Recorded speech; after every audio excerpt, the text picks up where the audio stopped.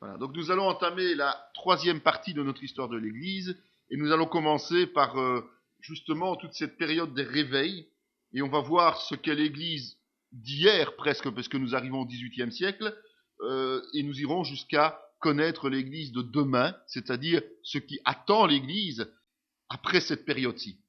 Donc ce qui est intéressant, c'est de se rendre compte qu'on arrive au XVIIIe siècle où il y a une sorte d'éclatement dans la société.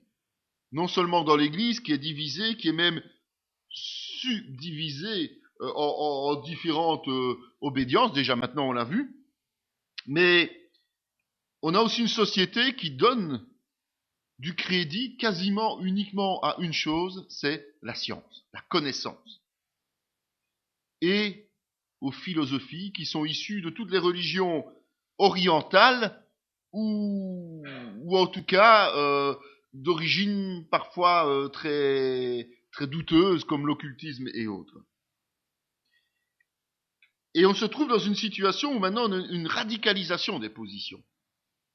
Et donc chacun pense détenir la vérité et où on est d'un côté ou on est de l'autre. Mais on ne peut plus être un pied d'un côté, un pied de l'autre.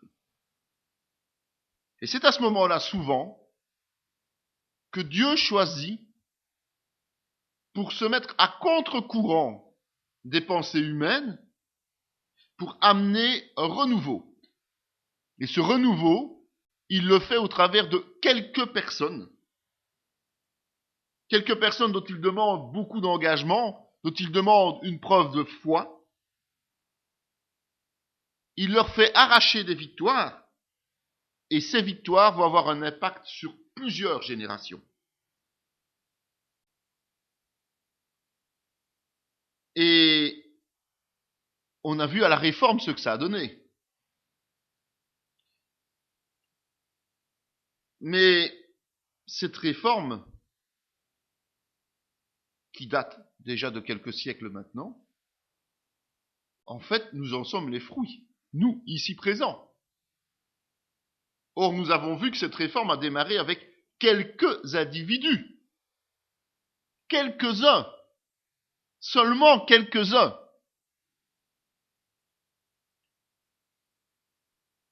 Et l'histoire ne va pas s'arrêter à ces réveils, évidemment. Selon les Écritures, il y a un temps prévu pour la fin de l'Église sur terre. En tout cas, dans la situation actuelle des choses.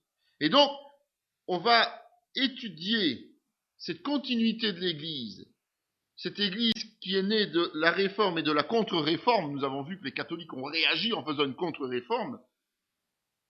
Au travers de tous ces réveils que nous allons étudier, de tous les changements successifs qui ont eu lieu jusqu'à aujourd'hui, et on va évidemment ne pas pouvoir citer tout le monde, ça c'est clair, mais en tout cas on va essayer de voir ceux qui ont laissé des traces indélébiles dans l'histoire de l'Église. Et puis à la fin, on verra ce que l'eschatologie, c'est-à-dire le futur, nous est décrit au travers de la parole. Et donc, pour commencer, ce réveil va se positionner dans un temps de l'histoire où on a des humanistes, des déistes, des occultes, qui vont faire en sorte que l'opinion publique en général va devenir un peu léthargique par rapport à Dieu, par rapport à ce fabuleux réveil de la réforme. Il y a de tout, mais plus rien de vraiment concret. Il existe encore quelques fidèles, mais pas grand-chose de valable. Et c'est là qu'on va voir comment Dieu a ciblé ses interventions. Il n'y a pas de ligne droite de nouveau. Vous avez vu que lors de la réforme notamment, Dieu a fait agir des hommes qui pour certains ne se connaissaient pas du tout Ils ne savaient pas ce que les autres étaient en train de faire. On n'avait pas Internet, on n'avait pas la télé, on n'avait pas la radio. Donc, ils agissaient peut-être parfois à quelques centaines de kilomètres l'un de l'autre sans savoir ce que les autres faisaient. On a vu que d'autres ont directement bénéficié du travail, notamment Calvin qui a repris les idées principales des autres, mais quand ils ont démarré, ils ne se connaissaient pas. Quand ils ont décidé, poussés par le Saint-Esprit à agir, ils ne savaient pas que d'autres étaient aussi en train d'agir. Donc un réveil, ce n'est pas une question de faire du bruit. Ce n'est pas une question de dire oui, mais je ceci. Non, c'est juste un travail de fond qui amène en fait des gens à agir. On pourrait presque dire que ces gens sont des illuminés. En tout cas, le monde les voit comme tels, des rêveurs, des gens qui, quelque part, sont en dehors de la réalité du monde. Mais ce sont ceux-là que Dieu a utilisés. Et donc, on va regrouper et essayer de voir ce qu'est réveil, justement. Le réveil, c'est un mot tout simple. D'ailleurs, on appelle le réveil matin, ce réveil qui fait qu'on doit se réveiller. Or, qu'est-ce qui se passe quand on se réveille? On passe d'une phase où on dort pour commencer à être actif.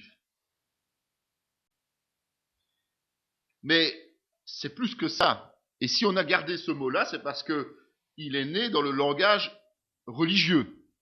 Et il vient d'une expression anglaise, revival of religion.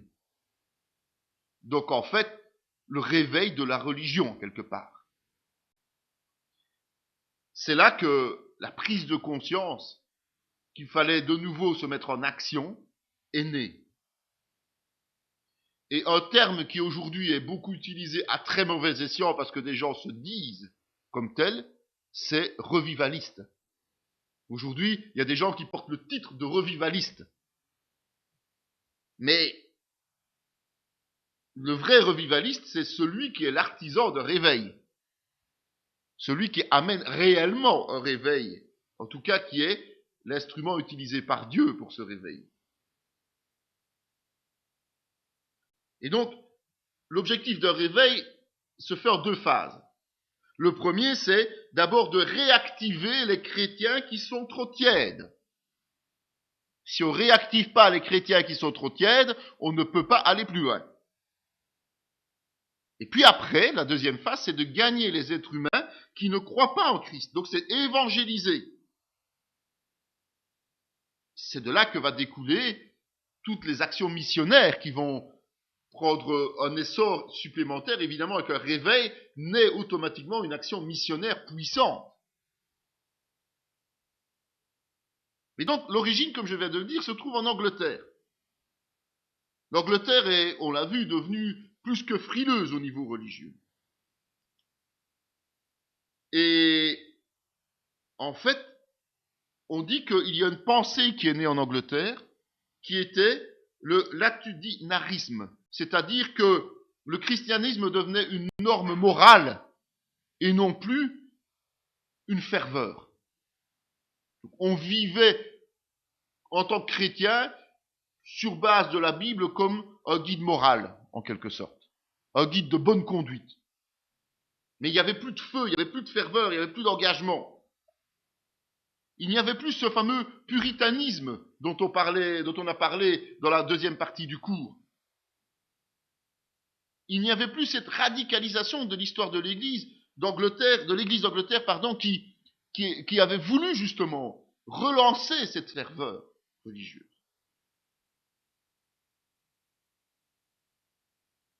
En plus de cela, en fait, il y a un phénomène qui vient s'ajouter. L'industrialisation. C'est l'époque où on commence à avoir des grandes usines, et donc les villageois vont commencer à se rendre dans les villes. Et comme ils se rendent dans les villes, et qu'on les installe dans les banlieues, il n'y a plus d'église. Et donc ils vont s'endormir spirituellement parce qu'ils ne vont plus à l'église, il n'y a plus d'église près d'eux. Et ils ne vont pas faire les déplacements trop fatigués par leur travail. Donc, le réveil va naître dans ce contexte-là. Et tout va débuter au milieu de la première partie du XVIIIe siècle.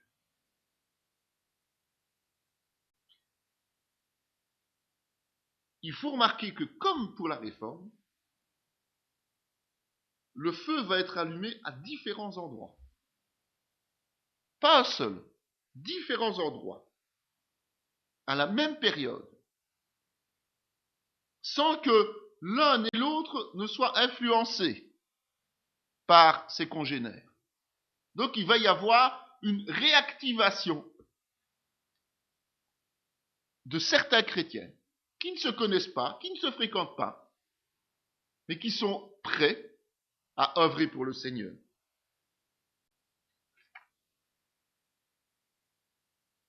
Et le premier vrai réveil, qui est repris comme tel dans l'histoire, c'est celui de l'église morave. On n'entend plus beaucoup parler de l'église morave.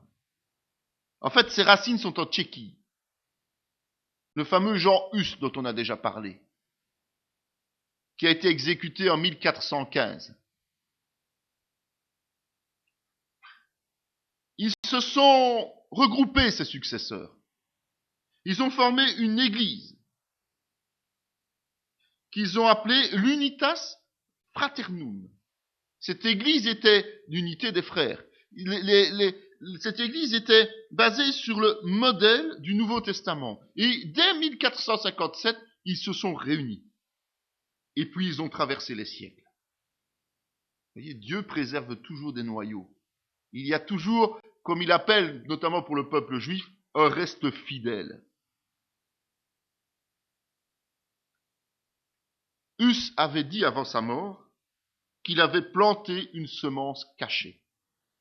Il avait reçu cette révélation de Dieu.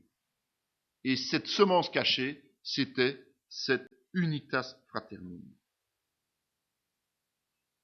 Au XVe et XVIe siècle, cette petite église, quelque part, a eu un impact important sur la Bohême et sur la Moravie.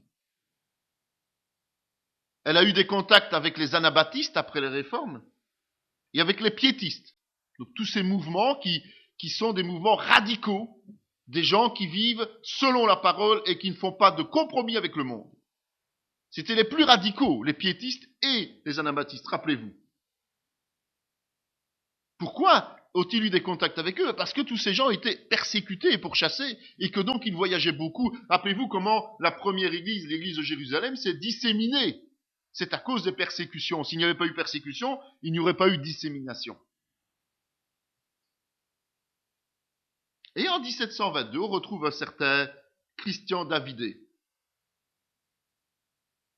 qui est né dans un pays catholique et qui est persécuté pour sa foi, évidemment. Il va rencontrer le jeune comte dont on a parlé précédemment, Nicolas de Zinzendorf. C'est un homme qui est relativement riche, qui est propriétaire terrien en Moravie. Et c'est lui qui accepte d'accueillir sur ses terres, à Herrnhut, les réfugiés. Herrnhut veut dire le Seigneur veille. Comme de quoi?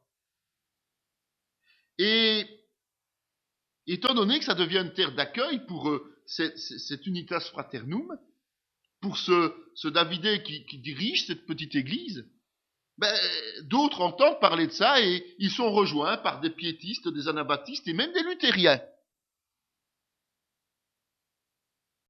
Il y a une communauté de 200 personnes qui est fondée. 200 personnes. Mais évidemment, il y a des tensions. Parce que comme dans toute église naissante, comme en regroupant toutes sortes de gens qui viennent de partout, il y a aussi des faux docteurs et des fausses doctrines. Et donc il y a des difficultés à rester fixé sur la vérité. En 1727, donc 5 ans après, il y a un rassemblement qu'ils appellent global, un rassemblement du soir. Et là, le Saint-Esprit agit avec force. Au point qu'il est ressenti par les participants pendant presque toute la nuit. Et de façon spontanée, il y a des prières, des louanges, des adorations. Et les gens ne s'en rendent même plus compte. Ils sont envahis par ce Saint-Esprit et le temps passe. La nuit passe sans que personne ne se rende compte que la nuit passe. Et là, il y a un sentiment d'unité, d'amour qui naît et personne ne peut décrire. Personne ne comprend vraiment. Suite à cette visitation, il y a 24 hommes et femmes. Donc on parle de 200 personnes, on voit qu'il y en a 24 qui s'engagent quelque part. Ils font une alliance de prière pour que chaque heure de chaque jour, 2 personnes prient pour la conversion du monde et pour les nations. Après, ils vont être rejoints par d'autres qui vont adhérer. Et ce mouvement va durer un siècle. Un siècle où chaque jour, il y aura des prières. Toujours par 2 personnes, côte à côte, pour les conversions et les nations. Il est plus que probable que ce soit de ce travail-là que soit né le réveil missionnaire. Parce que prier de cette manière, c'est faire une offrande perpétuelle à Dieu. Dieu ne pouvait pas rester sourd à ce genre d'engagement. En parallèle à ce temps de prière, parce qu'ils n'ont pas fait que prier, ils se sont rendus actifs aussi. Ils vont démarrer une école biblique. Bah tiens, une imprimerie, un orphelinat, des groupes de prière autres. Le comte Zinzendorf va encourager les agapes, c'est-à-dire des repas collectifs, pris dans la pure fraternité. Il s'adonne régulièrement à la louange, au chant. Ils font des réunions spécifiques pour enseigner la théologie au travers des hymnes. C'est une technique en quelque sorte. Ils chantent la Bible. Ils enseignent la Bible au travers de chants. C'est eux qui vont écrire le premier recueil d'hymnes protestants. Ils n'hésitent pas à chanter une centaine de chants par culte. Vous imaginez le temps que ça peut prendre. Mais c'est une vraie vie consacrée à Dieu. Pour la plupart, ces gens-là sont des agriculteurs. Et ils vont utiliser, donc ça veut dire qu'ils ne sont pas à temps plein pour Dieu. Ils vont utiliser leur métier pour évangéliser. Parce que le centre de leur vie, c'est Christ. Voilà les débuts. Évidemment, de là vont naître les missions. Parce que quand on a le feu comme ils l'ont là, on ne peut faire que vouloir annoncer la bonne nouvelle partout dans le monde. On veut répondre à ce que les apôtres ont répondu aussi. En un siècle, ils vont envoyer plus de 2000 ministères de leurs propres églises partout sur les continents.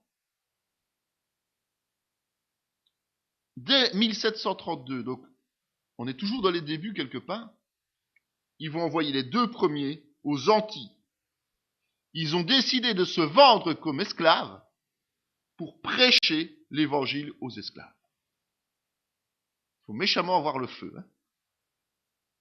En 1742, sur 600 membres, 70 sont des envoyés qui vont au Groenland, en Norvège, en Amérique du Nord et du Sud, à Amsterdam auprès des Juifs, en Algérie, au Ceylan, en Roumanie et à Constantinople. Ils se dispersent partout. Sur 29 missionnaires qui ont été envoyés aux Antilles, 22 sont morts dans la même année à cause des maladies tropicales qu'ils ne savent pas supporter. Le secret de cette réussite, c'est que le comte Zinzendorf, qui est devenu leur leader spirituel, va chaque fois les exhorter à s'adapter à la culture régionale. Il y en a d'autres qui suivront cet exemple après. Mais c'est lui qui est à l'origine de ça. Il les invite à s'adapter à la culture régionale, à persévérer le temps qu'il faut, à collaborer avec les autres églises qui sont sur place et à travailler pour gagner sa vie. Donc celui qui s'engage dans des missions de ce genre de mouvement morave c'est pas de la tarte. C'est un vrai investissement. Et il ne faut pas compter sur l'argent des autres, il faut travailler soi-même pour vivre. C'est une dévotion complète. C'est une vie de louange, une vie missionnaire. Et notamment un certain John Wesley va être fortement touché par cette vision des choses.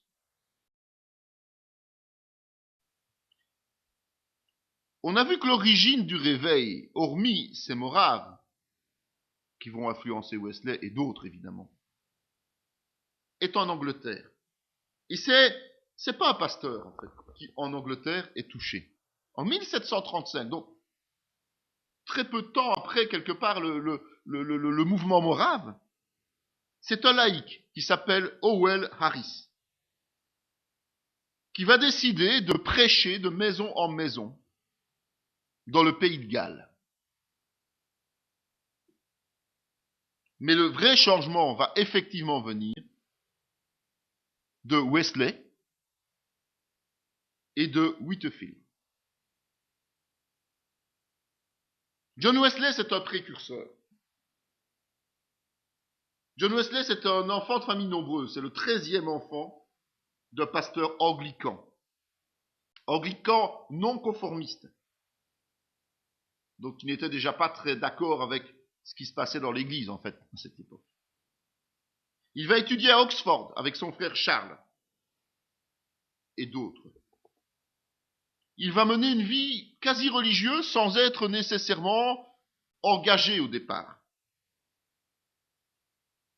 Il est pieux, il visite les prisons, il va apporter de la nourriture aux pauvres. Et tous ces jeunes gens qui l'accompagnent, et lui, entre autres, lisent et méditent régulièrement la Bible. Ils sont très organisés, voire méthodiques. En fait, ce nom est né tout simplement de ceux qui les entouraient et qui se moquaient un peu d'eux.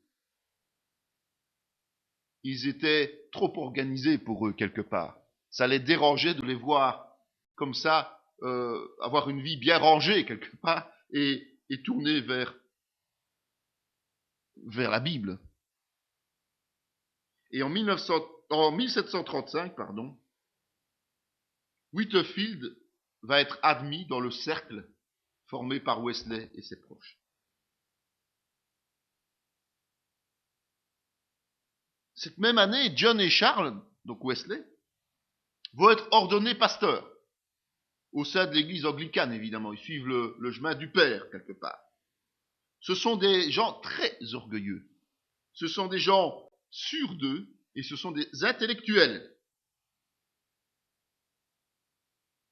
Ils sont tellement sûrs d'eux que quand une porte s'ouvre pour l'outre-mer, ils demandent d'être envoyés en Amérique, dans les colonies britanniques, principalement en Géorgie. Et ils décident d'évangéliser. Pendant ce temps, Whitefield est lui aussi ordonné pasteur anglican. Et lui a fait l'expérience de la puissance du Saint-Esprit. Et donc, il décide de devenir pasteur, prédicateur itinérant, et il veut rejoindre les Wesley en Géorgie. Mais la mission des Wesley est un vrai échec. Les colons n'ont pas la même vision des choses que les Wesley, qui arrivent avec un air suffisant et imposant leur vue quelque part. Les colons n'apprécient ni leur comportement, ni leur méthode. Et donc les Wesley rentrent en Angleterre avant même que Whitefield puisse les rejoindre. En 1936, donc l'année qui suit, ils sont déjà là. Ils sont de retour après un échec cuisant.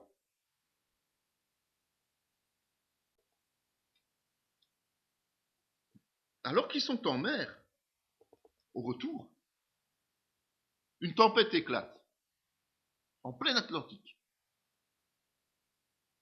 Et les passagers comme l'équipage pensent que la fin est venue. Ils vont mourir et ils sont épouvantés. Et dans ce navire, il y a un petit groupe de moraves. Et eux, ils sont paisibles. Ils sont assis, ils prient et ils chantent.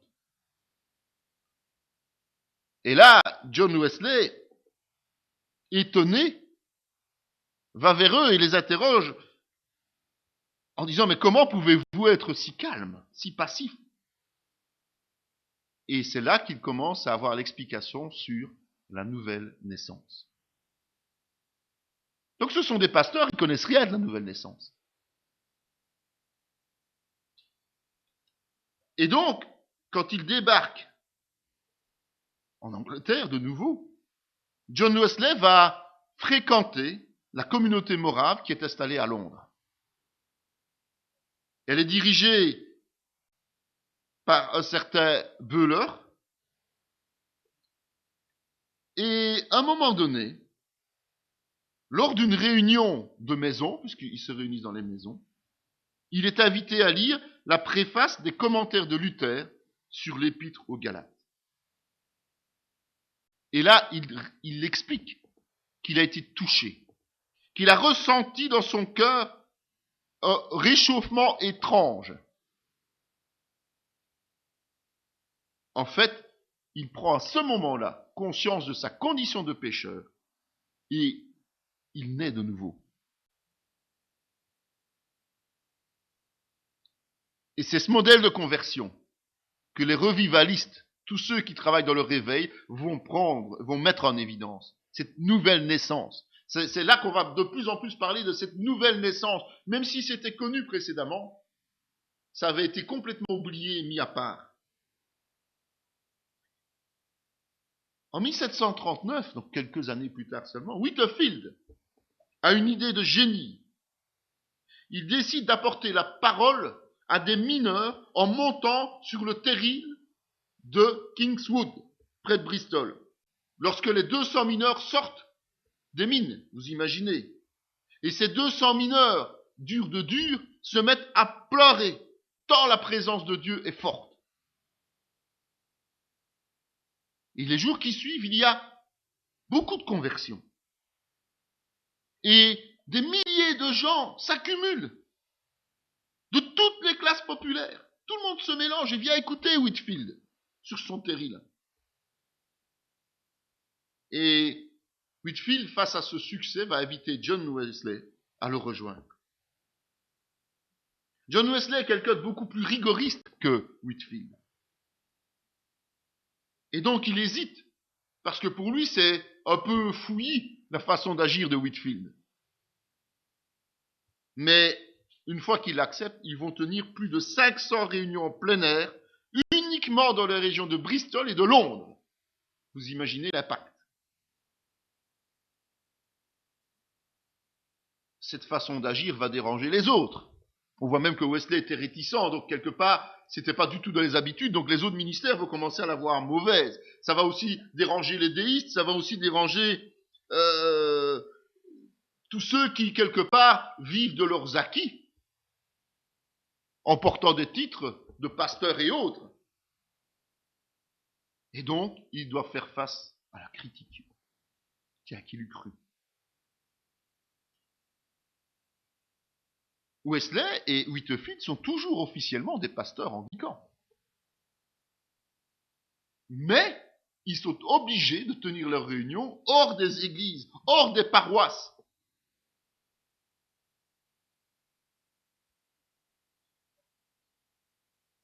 Après avoir eu cet impact extraordinaire sur Londres et Bristol,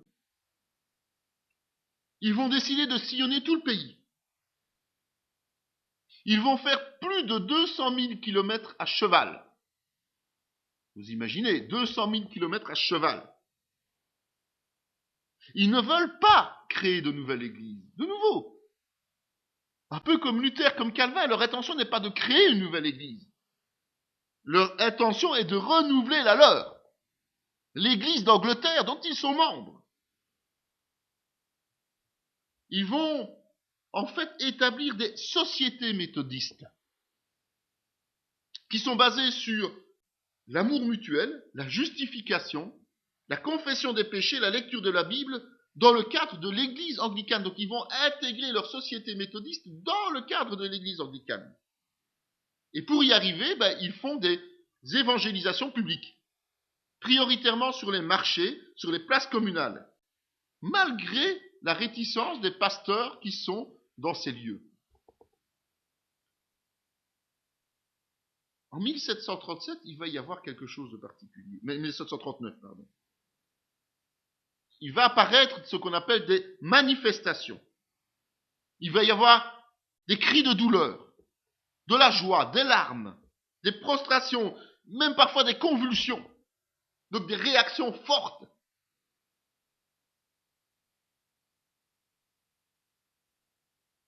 Et l'autorité de l'Église anglicane y voit une raison de rejeter ce mouvement méthodiste de ses rangs. Bien que de nombreux anglicans sont touchés par ce virus. Et fait étonnant, peut-être, fait remarquable en tout cas, beaucoup de femmes de la haute société. Et donc, ces femmes qui sont touchées au fond d'elles-mêmes, qui ont des moyens financiers, puisqu'elles sont de la haute société, vont devenir les protectrices des méthodistes. Et elles vont fonder des écoles qui vont servir de sites d'évangélisation, de prédication, d'enseignement.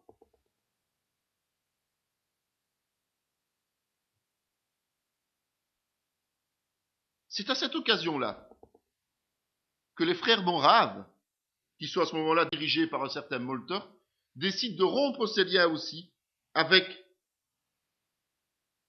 les méthodistes, parce que eux, dans leur croyance, sont axés sur une attente passive de la lumière divine. Vous voyez la différence. On peut recevoir le Saint-Esprit, on peut louer Dieu, on peut passer des heures avec lui, mais c'est passif quelque part. Donc les événements et les extrapolations de ce que l'on ressent sont vus d'un mauvais œil par les Moraves, et donc ils décident de rompre.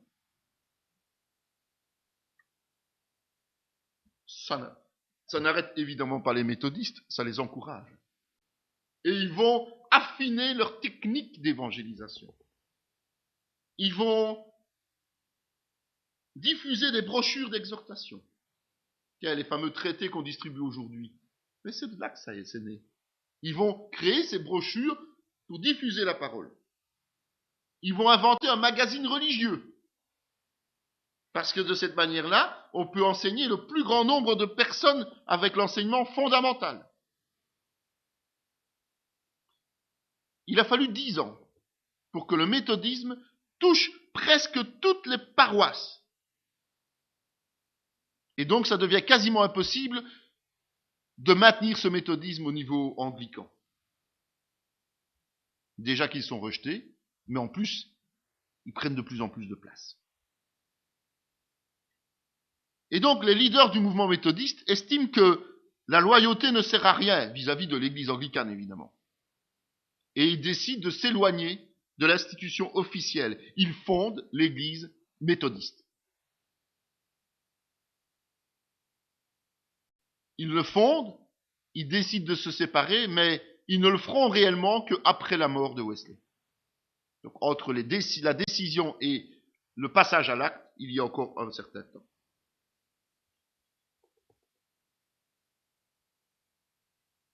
C'est le moment où les révolutions commencent à naître, en tout cas l'esprit de révolution commence à naître dans les pays comme la France, comme l'Angleterre. Et il est quasi certain que c'est ce réveil méthodiste qui a évité une révolution sanglante en Angleterre, contrairement à la France qui a rejeté Dieu.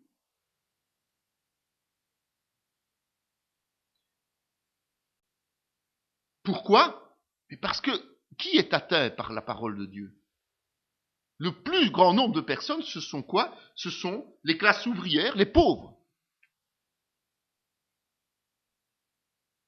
Et donc, cette classe ouvrière, ces pauvres, vont être quelque part maintenus, contenus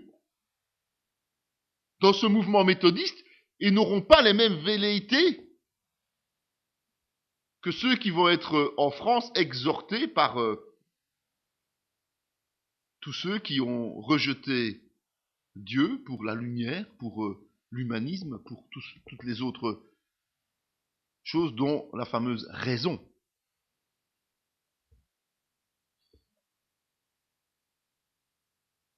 Il y a d'autres mouvements qui suivront, en plus, principalement en Angleterre, en tout cas lieu de naissance, et qui vont aider cela. L'armée du salut, les pentecôtistes, les églises moraves qui continuent à vivre là-bas, et les baptistes.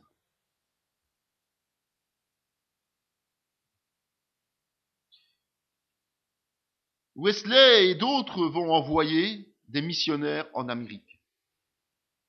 Et c'est pour cela qu'il va y avoir de très grandes similitudes entre le réveil du pays de Galles, dont on vient de parler notamment, et le grand réveil d'Amérique du Nord. Mais même s'il y a des scissions avec l'Église d'Angleterre, certains lui resteront fidèles. Et un certain, notamment Charles Siméon en Cambridge, va rester dans l'Église d'Angleterre, même s'il est touché et transformé, il naît de nouveau.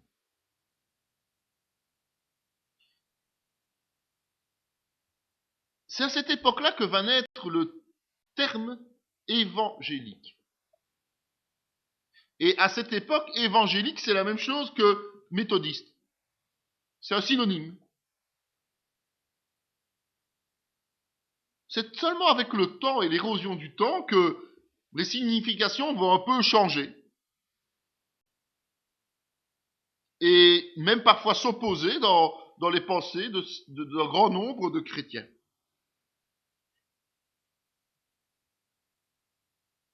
Au XVIe siècle, on estime que est appelé évangélique celui qui croit aux conceptions nouvelles de la foi protestante. Aujourd'hui, en Allemagne, par exemple, il est considéré comme synonyme de protestant. Tout simplement. Un luthérien est évangélique. D'ailleurs, beaucoup d'églises luthériennes s'appellent évangéliques. Par contre, dans les régions anglo-saxonnes, ce sont tous les protestants qui sont issus du réveil, donc considérés comme nés de nouveau. Vous voyez, ça ne veut plus dire la même chose. Et puis, cette notion va se heurter depuis le 19e siècle à un autre concept qui est le libéralisme dans l'Église. Le libéralisme, c'est tout simplement un pan du protestantisme qui est institutionnalisé et intellectualisé.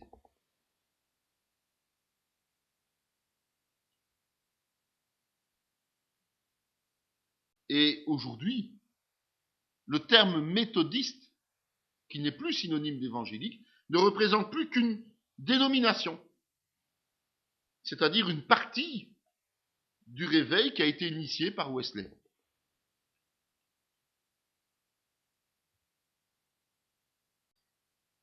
On va voir que ce succès, à un moment donné, va aussi apporter un certain lot de désagréments.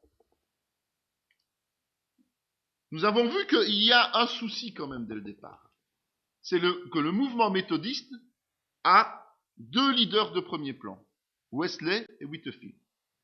Deux fortes têtes, deux personnes qui ont des idées bien arrêtées et des concepts différents.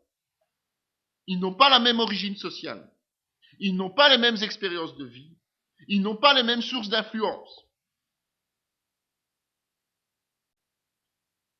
Par exemple, Whitefield est axé sur la prédestination dont Calvin a fait son cheval de bataille.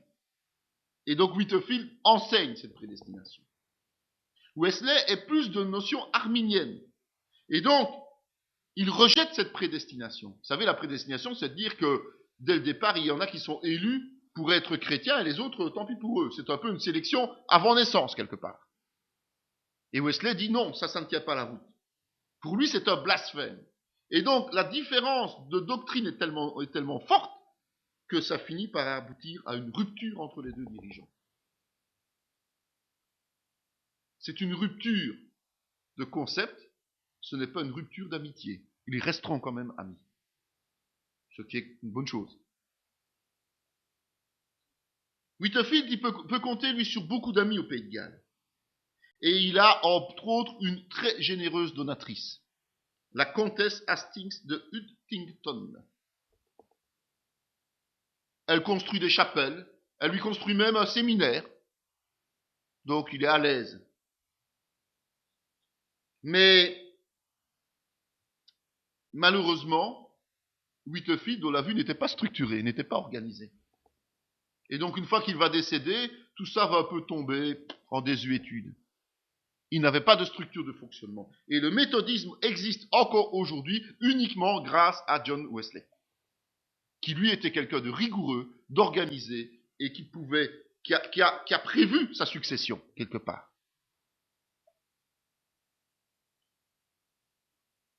En fait, il va choisir d'intensifier un concept, celui de petits groupes de maisons, où il va faire des groupes de gens qui travaillent, une douzaine de croyants avec un responsable. C'est pas lui qui l'a inventé.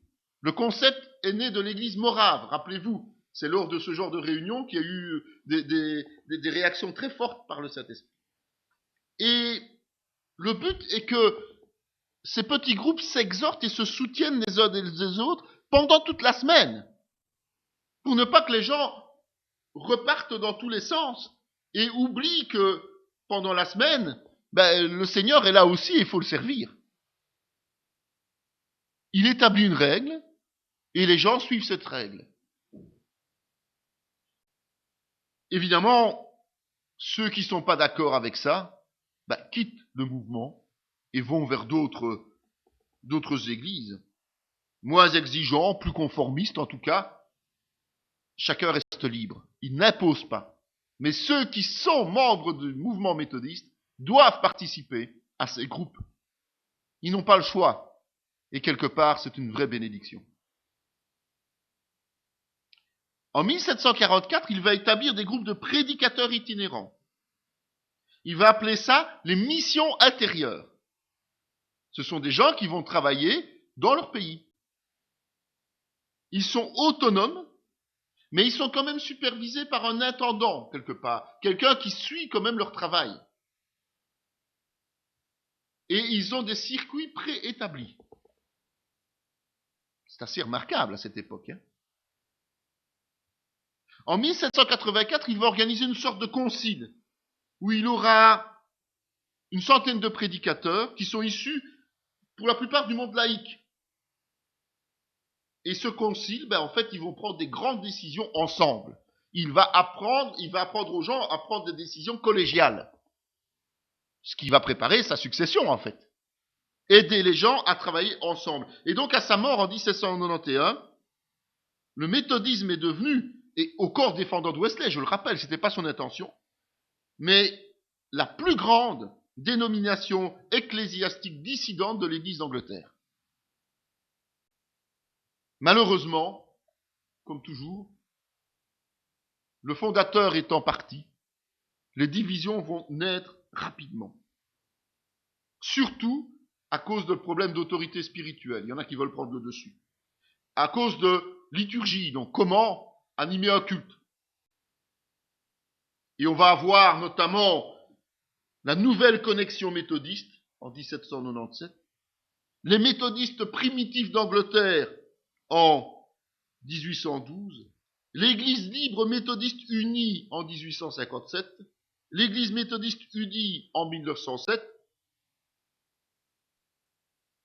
pour finalement, il y en a d'autres, j'en ai mis quelques-uns, finalement aboutir à une réunification en 1932 qui va porter le nom de l'Église méthodiste que nous connaissons aujourd'hui. Aux États-Unis, le mouvement méthodiste va influer sur la politique et le social. On va voir plus loin. Ailleurs dans le monde, l'obédience va surtout avoir une influence en Irlande, au Canada, en Australie, en Nouvelle-Zélande. En fait, ce sont les pays à majorité protestante, mais après, ils vont aussi toucher des pays à majorité catholique. Des pays plus rébarbatifs comme la France, l'Italie, le Brésil ou le Portugal. ils vont fonder la mission méthodiste anglaise en 1813 et la mission de l'église épiscopale en 1819, quand je vous disais qu'il y en avait d'autres. Ils vont fonder des missions qui vont se diffuser, envoyer des serviteurs partout dans le monde. Aujourd'hui, ce qu'on appelle la conférence œcuménique méthodiste, déclare avoir 50 millions de membres.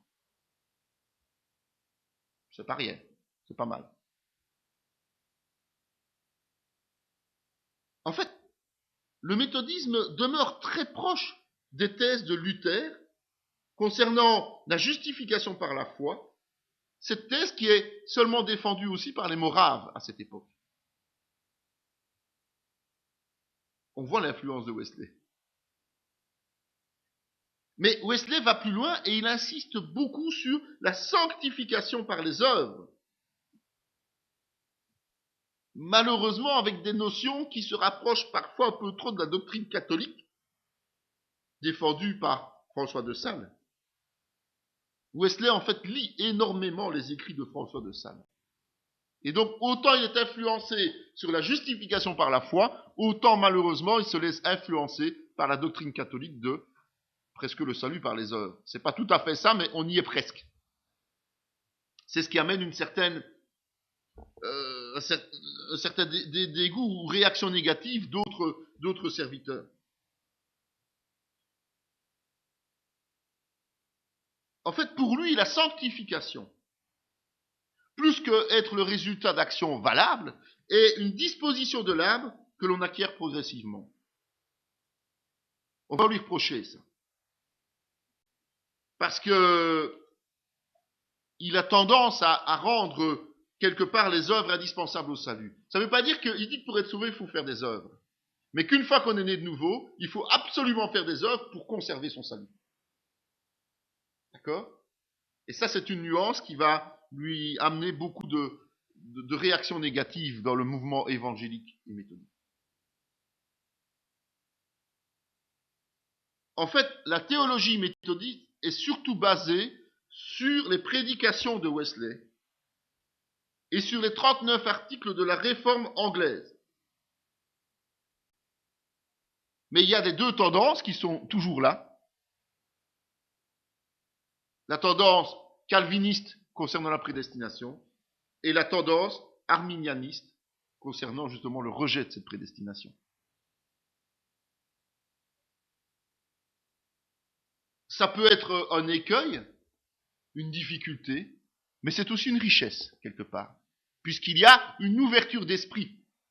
Ça permet en fait à ce que des serviteurs de tous les mouvements protestants qui existent, des anglicans jusqu'aux baptistes, de motiver leurs églises, leurs propres églises, et de parfois devenir des groupes évangéliques autonomes sur le dessin, sur l'image, sur l'imitation du méthodisme. Ce sont aussi les méthodistes qui, de nos jours, sont les acteurs principaux du rapprochement œcuménique protestant. Je dis bien protestant. Donc nous venons de voir que en Angleterre, les choses vont, on va dire, de façon rapide et forte. On va voir aussi qu'en Amérique anglaise, notamment, mais bon, l'Amérique est morcelée à ce moment-là en colonies différentes, bien, il va aussi y avoir des choses. À cette époque-là, en fait, l'Amérique, c'est quoi? C'est une terre de colonies, comme un puzzle. Alors on a les Vikings, notamment avec Loïc le Rouge, qui est au nord-est. On a Christophe Colomb, qui a fait ses découvertes, les Antilles, Cuba notamment. On a les Espagnols, qui sont en Amérique du Nord, notamment la Floride, la Californie. On a les Français en Louisiane, au Québec, et le long de la rivière entre le Québec et la Louisiane. Donc notamment l'Arcadie, Dubuque, Illinois, Des Moines, hein, tout le monde connaît un peu tous ces noms. Il y a les Britanniques qui sont à l'est, notamment Boston, New York, Virginie, Géorgie. Il y a quelques Hollandais à Manhattan. Et puis, l'Ouest est quasiment vierge de tout, à part quelques trappeurs. Et le centre, la même chose. C'est une terre non conquise. La plupart des Anglais sont des puritains, calvinistes. Ceux qui sont dans ces colonies. On a vu que ils ont été un peu pourchassés. Ce sont des huguenots. Ce sont des anabaptistes. En fait, ils ont fui les persécutions dont ils ont été victimes partout en Europe. On en a parlé précédemment. Et donc, les églises sont non conformistes par rapport à l'église d'Angleterre. Non conformistes et très dynamiques. En tout cas, dans un premier temps, puisque c'est des gens qui ont fui pour leur foi. Mais progressivement, ils vont s'endormir. Et la chute spirituelle est là. Et c'est dans ces circonstances-là que va survenir le grand réveil. Ce qu'on a appelé, ce qu'on appelle encore aujourd'hui, le grand réveil aux États-Unis. L'initiateur s'appelle Jonathan Edwards. Il est un contemporain des autres, Wesley, Whitefield notamment. Jonathan Edwards est un théologien hors pair. Il est même reconnu comme un génie intellectuel. À 11 ans, il a publié une étude scientifique sur la vie des araignées. C'est un pasteur calviniste. Il est nommé à Northampton, dans le Massachusetts.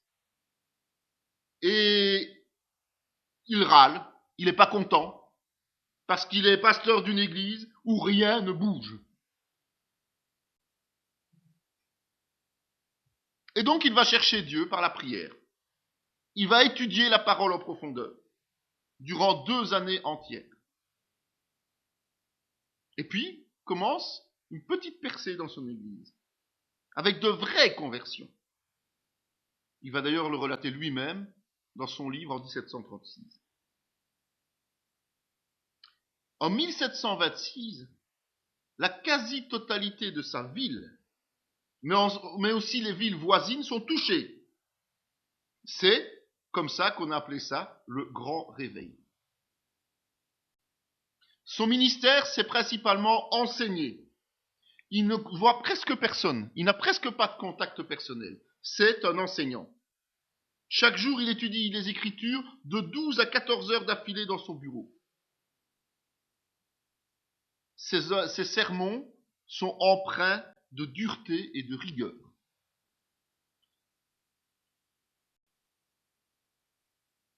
Il va faire l'expérience de la présence de Dieu pendant une nuit. Une nuit où il va étudier les terreurs de l'enfer, à la lueur de 2 bougies, puisqu'à l'époque, il n'y avait pas l'électricité. Vous imaginez déjà l'ambiance. La nuit, 2 petites bougies qui vacillent, et il étudie l'enfer. C'est peut-être pas le moment idéal, si on veut pas se faire peur, mais c'est comme ça. Et à un moment donné, il se sent tellement vacillé qu'il est obligé de se retenir à des colonnes, parce qu'il a peur de tomber lui-même dans l'enfer. Donc il a la vision, quelque part, de cette horreur-là qui est en face de lui.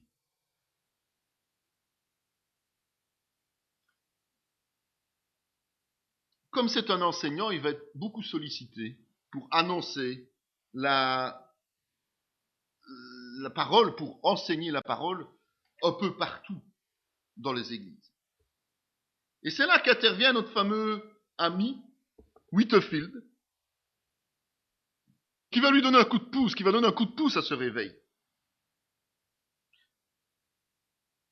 Et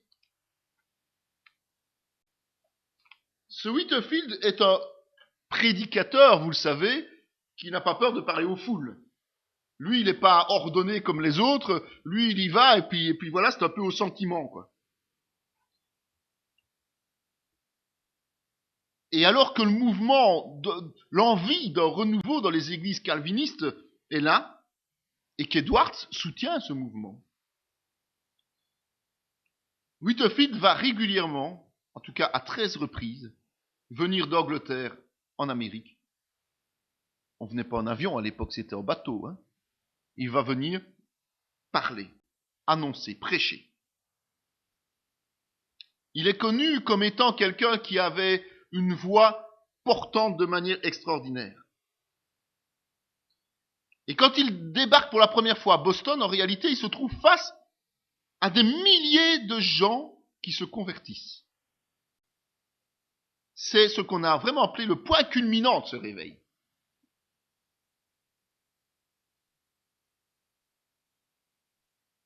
Petite anecdote, vous connaissez Benjamin Franklin, qui était inventeur et philosophe de fonction, a voulu vérifier ce qu'on disait de Whitefield, notamment au niveau de la portée de sa voix. Benjamin Franklin a mesuré la portée de ses intonations pour pouvoir conclure que Whitefield pouvait être entendu par 20 000 personnes en même temps, sans micro évidemment. Vous imaginez la bénédiction qu'il avait reçue de Dieu. Et le pourquoi, c'était un prédicateur extraordinaire. Il y en a d'autres qui ont été jaloux sur lui quelque part, en tout cas jaloux, qui avaient envie d'avoir sa voix. Et notamment un comédien qui s'appelait à l'époque David Garrigue, a essayé de comprendre quelle technique il utilisait pour parler si fort. Et la manière dont il amenait ses discours aussi. Et il disait que s'il pouvait apporter autant d'émotions dans son discours, dans sa déclamation, que ce que Whitefield en avait quand il prononçait le mot Seigneur, eh bien il en serait ravi.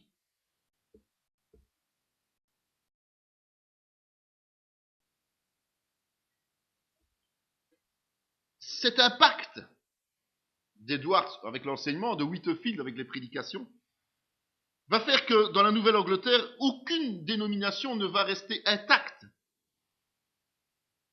Parce que ce réveil n'a plus de frontières, il n'y a plus de dénomination, de discrimination raciale. Il n'y a plus de discrimination sexuelle, il n'y a plus de discrimination de classe. Tout le monde est considéré comme frère et sœur. Les blancs, les noirs, les riches, les pauvres s'assoient ensemble. Ils s'habillent tous d'une manière sobre, avec une couleur foncée. Chacun cache ses origines quelque part pour ne pas mettre mal à l'aise les autres. Il y a une vraie fraternité qui s'installe. Et ce qu'on met en valeur, c'est la repentance, la justification par la foi et la mise en pratique de la parole. Toujours les mêmes recettes. Et c'est à ce moment-là, évidemment, que réapparaît ou reprend de la vigueur le puritanisme, puisqu'il est basé sur la saine doctrine. On ne veut plus consommer d'alcool, on ne veut plus jouer, on ne veut plus danser. On veut se distancier des pratiques politiciennes, des dirigeants du pays. Et puis, on commence à réunifier les églises. Pourquoi ? Parce que jusque-là, étant donné l'origine de tous ces croyants, de tous ces chrétiens, il y avait des tas d'obédiences, des tas d'ordres religieux différents, et ils vivaient les uns à côté des autres, mais jamais en interaction. C'était des églises ethniques quelque part. Des églises qui gardaient les spécificités de leur origine. Et donc il y avait une mosaïque, un puzzle inapproprié. Mais ce réveil va donner une véritable identité évangélique. Et ce réveil va amener indirectement la révolte contre l'occupant anglais. En fait, va naître de là la notion de nation chrétienne, quelque part. Évidemment, tous les chrétiens ne vont pas adhérer à cette nouvelle façon de vivre, à ces principes libérateurs. Et même si ceux qui sont opposés à ces mouvements ne vont pas dans ces églises-là, ils retournent dans les églises traditionnelles. Donc ils retournent quand même à l'église, alors qu'ils n'y allaient plus tout simplement.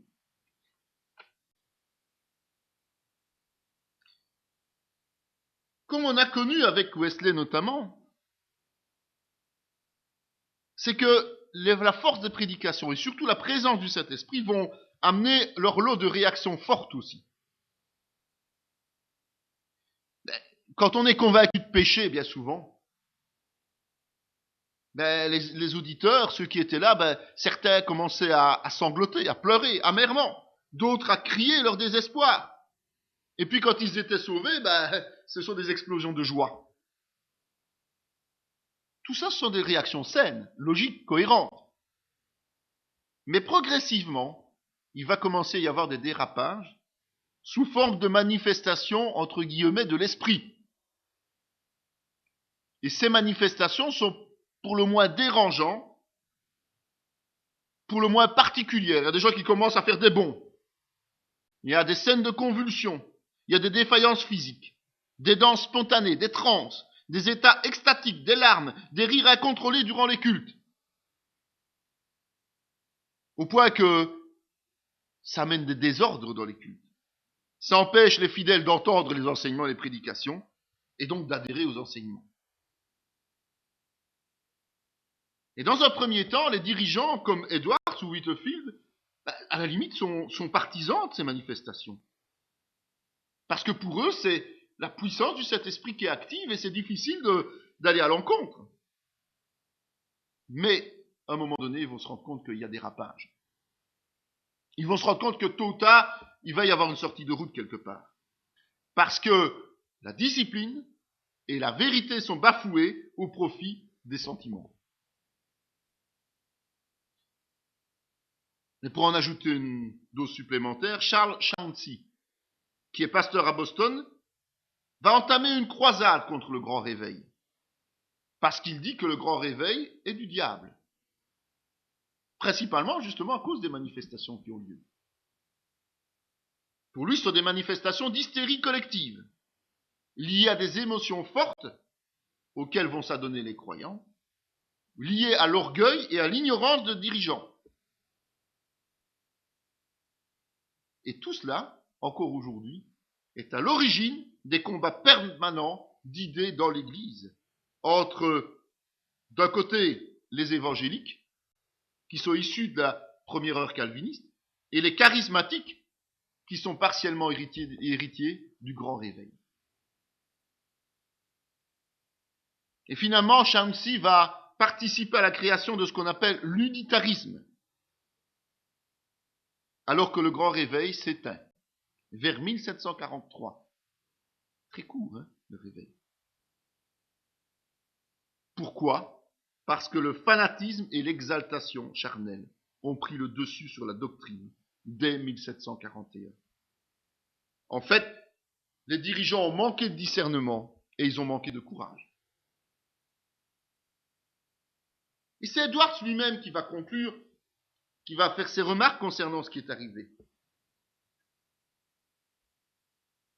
Il va essayer de comprendre pourquoi, justement, ce grand réveil a pu avoir lieu et pourquoi il est tombé si vite en désuétude. Et donc, il va faire un peu son testament spirituel en écrivant, justement, pour la postérité, les principes essentiels qui montrent effectivement qu'une œuvre est bien celle de l'esprit, pas des hommes ni du diable. Et pour ça, il va prendre la première épître de Jean au chapitre 4.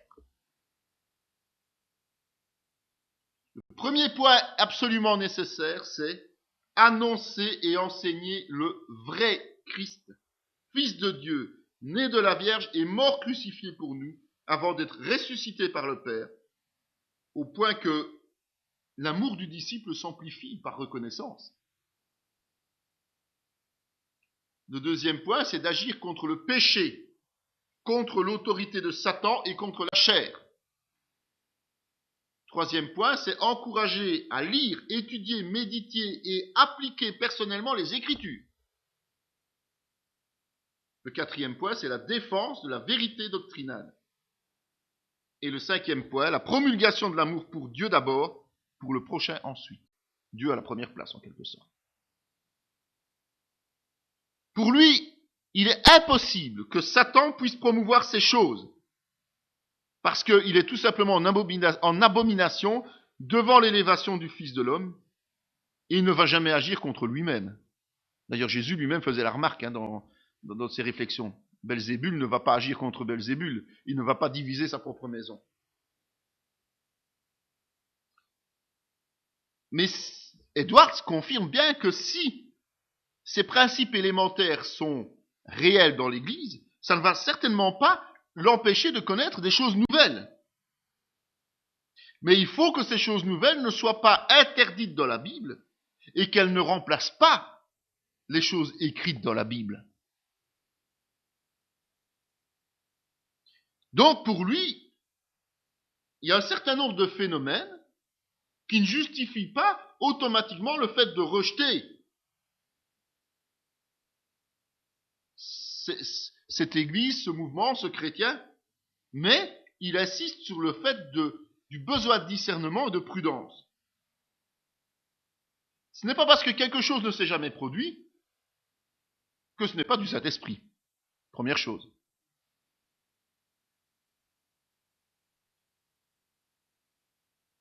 Des exubérances qui peuvent venir des uns et des autres, comme des cris, des larmes, des gémissements, des rires, des douleurs, de perte de conscience,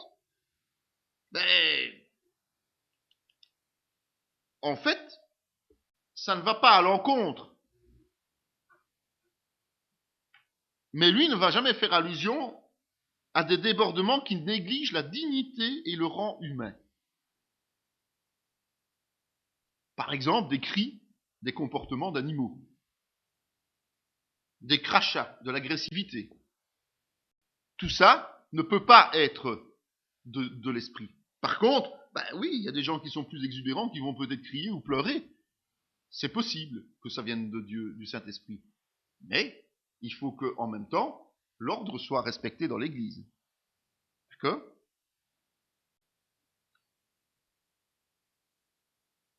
La publicité excessive. En fait, pour lui, si Dieu agit avec puissance quelque part, ça ne peut pas rester secret. Donc souvent, ça fait beaucoup de bruit autour.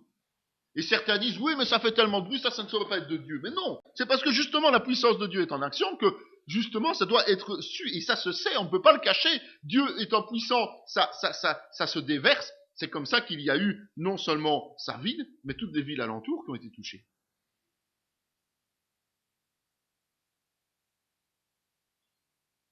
La mise en avant de l'imagination humaine.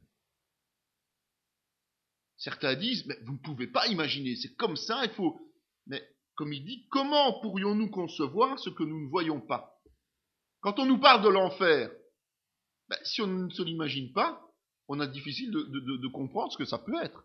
Si Jésus parlait en parabole, c'est bien en image qu'il parlait. C'est pour nous faire réfléchir sur comment est le royaume de Dieu, sur des choses concrètes. Donc on doit pouvoir avoir un esprit d'imagination, pas d'invention, d'imagination. On peut aussi imiter ce que d'autres ont fait. C'est pas une obligation, mais parfois, il y a des imitations, par exemple des choses qui ont porté leurs fruits. On peut s'en inspirer pour mettre en place aussi des choses. Il peut arriver que dans des assemblées, il y ait des pertes de contrôle de fidèles. Il insiste bien sur le fait que dans les assemblées, il y a le bon grain et il y a l'ivraie qui se côtoient. Et donc, il y a des gens qui peuvent avoir des comportements charnels. C'est pas pour ça que l'Église en elle-même est condamnable.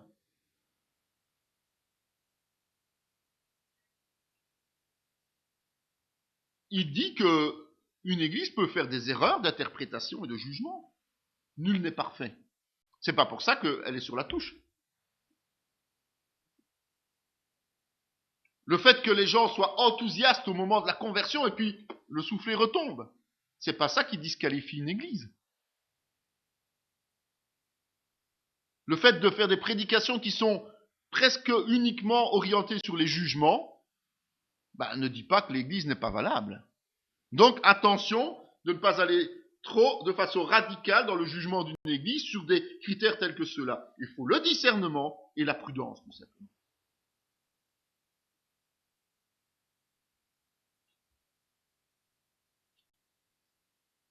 Donc un renouveau, s'il est fondé sur le roc de la vérité, c'est-à-dire sur Christ,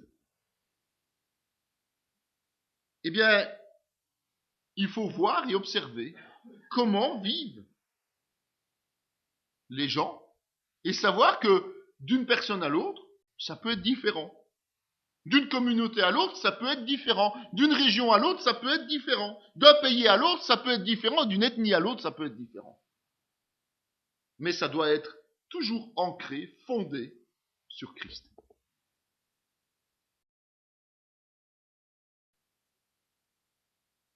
Tous ces revivalistes, tous ceux qui ont vécu ce réveil en Amérique,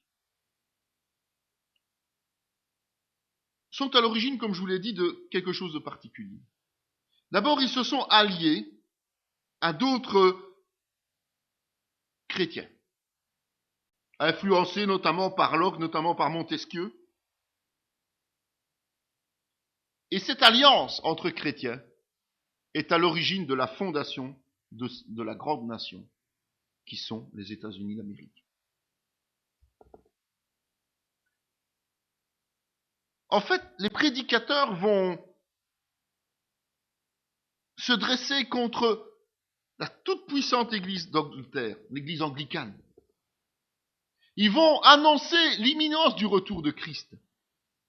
Parce qu'en fait, on n'arrive pas à amener un réveil si on n'insiste pas sur l'imminence du retour de Christ. Et évidemment, l'arrière-pensée d'un certain nombre d'entre eux sont plutôt terre à terre et pas spirituelles. Ce sont des raisons économiques et politiques. Donc, ils vont utiliser leur tribune pour pouvoir amener la population à adhérer à leur thèse. En fait, ce qui se passe, c'est que le gouvernement anglais est en train de réclamer de plus en plus d'impôts aux colonies. Ils vont résister, ces colons, entre 1776 et 1783, au moment où la guerre d'indépendance va amener les États-Unis à vaincre. Les États-Unis, à l'époque, c'est 13 États de la côte Est, puisque les autres n'existent pas encore. Les autres États vont être créés par la suite. Les Espagnols vont être chassés du Mexique. Napoléon va vendre la Louisiane au gouvernement britannique. Mal leur en a pris, quelque part. Il doit acheter. Et puis, beaucoup de Nordiques, beaucoup d'Allemands vont s'installer et amener le mouvement luthérien.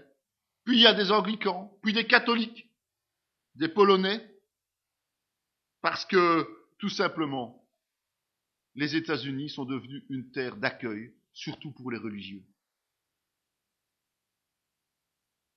En fait, la déclaration d'indépendance de la Confédération américaine est basée sur les principes bibliques d'égalité des êtres humains créés par Dieu, qui disposent de droits inaliénables de vie, de liberté, de recherche de bonheur et d'autorité pour élire et défaire leurs représentants. Théodore de Bèze en est à l'origine. C'était déjà un théoricien religieux qui a donné ses idées et ils s'en sont inspirés pour établir. Et certains États vont en plus ajouter des déclarations de droits supplémentaires à cette base.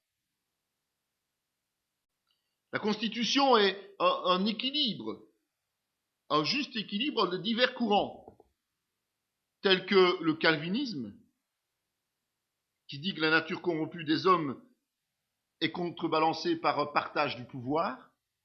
Si chacun remplit son rôle, quelque part, ça va bien se passer. Sinon, si on met des hommes forts, automatiquement, ils vont mal diriger les choses.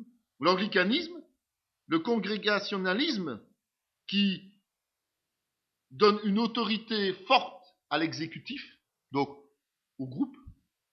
Les presbytériens, les baptistes, les quakers, qui veulent, eux, la liberté religieuse et la séparation des églises et de l'État. Et donc tout ça, ça va être bien amalgamé pour en faire une constitution qui est respectueuse de ces principes.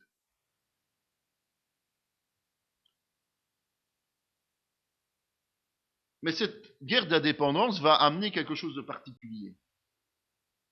C'est que la plupart des ministères anglicans disparaissent, évidemment, puisqu'ils venaient d'Angleterre, eux. C'est Wesley qui va profiter de cette situation. Et il va décider d'agir un peu comme un évêque charismatique. Il va nommer Thomas Cook et va fonder l'église méthodiste épiscopale en 1784 à Baltimore. Et la progression de cette dénomination va être fulgurante. Parce qu'ils utilisent les mêmes recettes qu'en Angleterre. Ils envoient des prédicateurs itinérants avec des messages forts, émotionnellement forts. Et à la fin du siècle, va avoir lieu le second réveil, qui va être tiré par les méthodistes et les baptistes, qui vont faire de grands rassemblements où le surnaturel est présent. Il va y avoir de vraies manifestations physiques. Mais ce n'est pas une continuité. C'est plutôt des réveils ponctuels, des sursauts revivalistes, qui vont se succéder jusqu'à la guerre de sécession. Et ces mouvements vont donner naissance à des tas de nouvelles dénominations qui vont se subdiviser sur base linguistique, sur base ethnique. En fait, qui va faire naître de la rivalité dans l'Église. Toujours plus de rivalité. Mais aussi de la richesse grâce à la diversité. Cette vidéo fait partie intégrante de la formation en théologie pratique dispensée par la mission de théologie Emmanuel de Parakou, Bénin, sous l'autorité académique du Centre chrétien Emmanuel SBL, Spa, Belgique. Pour mieux connaître nos activités, voici nos différentes adresses.